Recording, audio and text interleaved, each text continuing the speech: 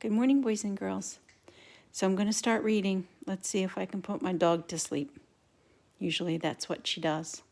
So I'm going to read from Charlie and the Chocolate Factory.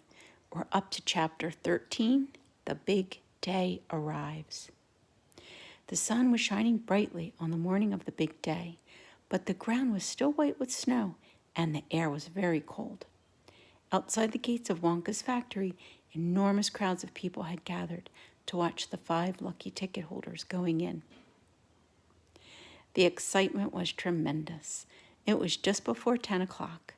The crowds were pushing and shouting, and policemen with arms linked were trying to hold them back from the gates. I should say police officers, because not all police officers are policemen. Some police are policewomen. So we'll say police officers.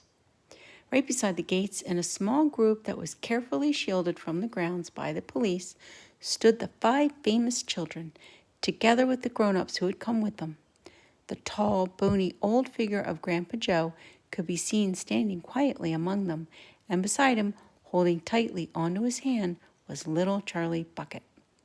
All the children except Charlie had both their mothers and fathers with them, and it was a good thing that they had. Otherwise, the whole party might have gotten out of hand.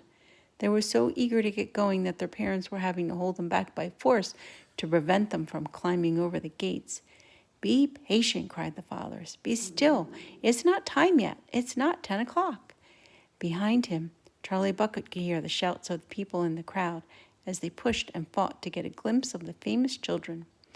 "There's Violet Beauregard," he heard someone shouting. "That's her, all right. I remember her face from the newspapers." "And you know what?" somebody shouted back.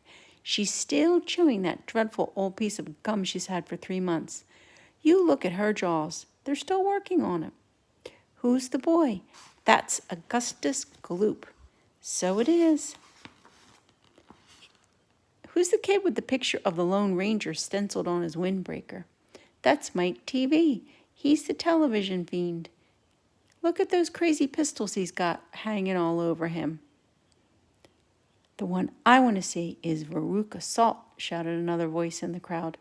"She's the girl whose father bought up 500,000 candy bars and then made the workers in her peanut factory unwrap every one of them until they found the golden ticket.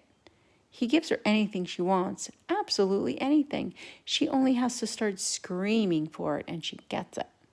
Dreadful, isn't it? Shocking, I call it." "Which do you think is her?" "The one over there on the left. The little girl in the silver mink coat." "Which one is Charlie Bucket?" "Charlie Bucket? He must be that skinny little shrimp standing beside the old fellow who looks like a skeleton. Right close to us, just there. See him?" "Why hasn't he got a coat in this cold weather?"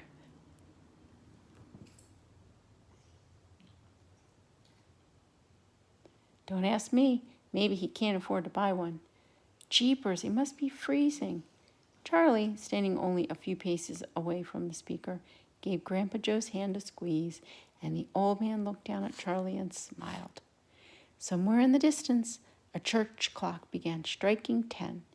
Very slowly, with a loud creaking of rusty hinges, the great iron gates of the factory began to swing open. The crowd became suddenly silent. The children stopped jumping about. All eyes were fixed upon the gates. "There he is!" somebody shouted. "That's him!" And so it was. And chapter 14 is Mr. Willy Wonka.